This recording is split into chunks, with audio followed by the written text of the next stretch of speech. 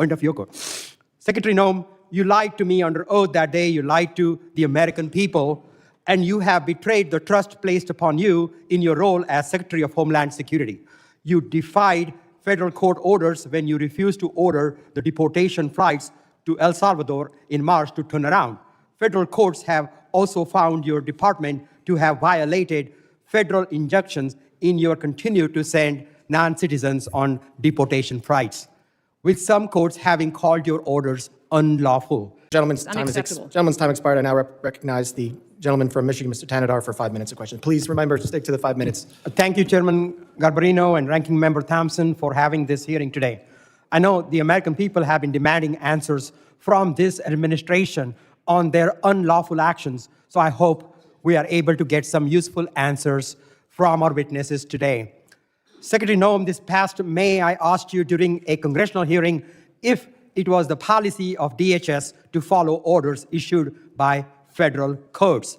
You said on the record, and I'm quoting here, "We are following all federal orders." End of my quote, end of your quote. Secretary Noem, you lied to me under oath that day. You lied to the American people, and you have betrayed the trust placed upon you in your role as Secretary of Homeland Security. You defied federal court orders when you refused to order the deportation flights to El Salvador in March to turn around. Federal courts have also found your department to have violated federal injunctions in your continue to send non-citizens on deportation flights, with some courts having called your orders unlawful. Secretary Noem, I just have 3 questions for you. 1, why did you lie under oath by saying DHS was following all federal court orders when they clearly were not? Congressman. Question 2, let me finish my questions. Question 2, why did you mislead the American people when you said that no American citizens have been arrested or detained by federal immigration agents? And my last question, number 3, Donald Trump said that your ICE agents haven't gone far enough. Do you think terrorizing American citizens and assaulting peaceful protesters isn't far enough?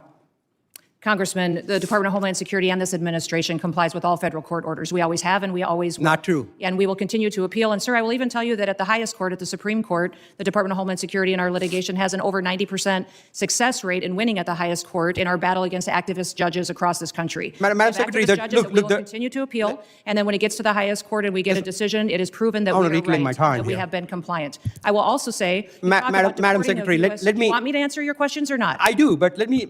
you haven't been telling us the truth. Look, there have been at least 170 known cases of citizens being arrested or detained by federal immigration agents this year alone. This is the truth. Are you lying to the American people right now by denying these reports? And we are doing our targeted enforcement operations against criminal illegal aliens. Individuals that are in that area may be detained until we verify who they are, and then they are released. This has been done for years, and every single law enforcement operation that has always happened, we follow the same protocols, and we continue to do that. We have never once detained or deported an American citizen. We have not held them and charged them. When we find out and verify their identity, then that is when they are released. You also asked about ICE agents going far enough. Sir, I will tell you that every single ICE agent, CBP agent, federal law enforcement officer that's out there doing their work every day, none of them will rest until our communities are safe. None of them will rest until terrorists... Secretary Noem, it is a fact that you ignored federal orders. And our children and our grandchildren can grow up. Let me reclaim my time here, please. Let me reclaim. Secretary Noem, it is a fact that you ignored federal court orders in March and in May of this year. Do you plan on ignoring more federal orders? I'm sick of your lies. And the American people demand the truth. Because you keep saying it doesn't make it true. I am sick of your lies. The American people are sick of these lies. American people demand truth. America is very happy that finally they have a president in the White House that gets up every day to keep them safe. Madam Secretary, your incompetence and your inability to truthfully carry out your duties of Secretary of Homeland Security, if you're not fired, will you resign? Sir, I will consider your asking me to resign as an endorsement of my work. Thank you very much. I yield back my time. Gentleman yields back his time. I'll remind members that they are entitled to ask questions during their time. Witnesses are entitled to answer those questions. Members are entitled to reclaim their time. So we're going to have questions and answers. Please allow it. You can reclaim your time if you want, but witnesses are here voluntarily. Please at least give them a chance to answer the questions that you're asking. I now recognize the gentleman from Texas, Mr. Pfluger, for 5 minutes of questions. Thank you, Mr. Chairman. And it's unfortunate that Our colleagues on the other side of the aisle for 5 straight years now have no concern for anything worldwide threats-wise, and have proven that. We're supposed to be talking about worldwide threats, but unfortunately we're talking about homeland threats in our homeland. And Director, can you just reaffirm the number for us of people that match the terror watch list that are in our country? There's 18,000 known and suspected terrorists in the country right now that came in under Joe Biden's watch. 18,000. 18,000. The moment the chamber shifted was not subtle. It was sharp. It was raw. Congressman Shri Thanedar looked directly at the Secretary of Homeland Security and said the words that rarely land so plainly inside a congressional hearing. You lied under oath. In that instant, this was no longer a routine exchange over policy language or legal interpretation. It became a confrontation over truth itself, over whether sworn testimony before the American people still carries weight, or whether it has become just another line in a script meant to be defended at all costs. Thanedar's accusation was precise, not rhetorical. He referenced a prior hearing, a direct question, a direct answer. And then, according to federal court findings, actions that appeared to contradict that sworn statement. When he said that court orders had been ignored, he wasn't offering a partisan theory. He was pointing to documented rulings, injunctions, written decisions by judges tasked with interpreting the law, not shaping political messaging. His voice rose not because of theatrics, but because of frustration, the kind that surfaces when oversight collides with institutional deflection. Secretary Kristi Noem did not retreat. She pushed back with confidence, asserting compliance, invoking appeals, and pointing to a record of victories at the Supreme Court. She framed the issue not as defiance, but as process. Appeals moving through the system, disagreements resolved at higher levels. In her telling, enforcement actions remained lawful, orderly, and consistent with longstanding practice. She emphasized protocol, verification, and release. And when pressed, she did not concede error. She doubled down. That exchange exposes a deeper tension running through modern governance, not simply between parties, but between accountability and authority. Congress exists to question executive power, to test statements against facts, to slow the machinery when it moves too fast or too far. But that system only functions if answers are treated as answers, not as positioning statements, not as legal abstractions, but as commitments made under oath. When a member of Congress says, "You lied," and a cabinet secretary responds, "We always comply," the distance between those claims is not just political. It is moral, because the question isn't who won the argument. The question is whether the public can trust the words spoken in rooms like this one. Whether testimony is still tethered to reality, or whether it has become flexible, shaped by legal strategy rather than truth. The debate over enforcement authority and court rulings is complex. Appeals are real. Legal disagreements happen. But there is a clear line between appealing an order and acting as though it does not apply. Courts issue injunctions precisely because immediate compliance matters. And when judges later find violations, those findings cannot simply be waved away by citing future victories.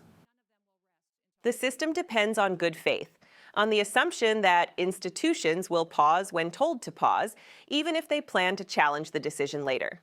Thanedar pressed further, citing reports of U.S. citizens being detained during operations. He didn't rely on hypotheticals. He cited numbers. He challenged denials.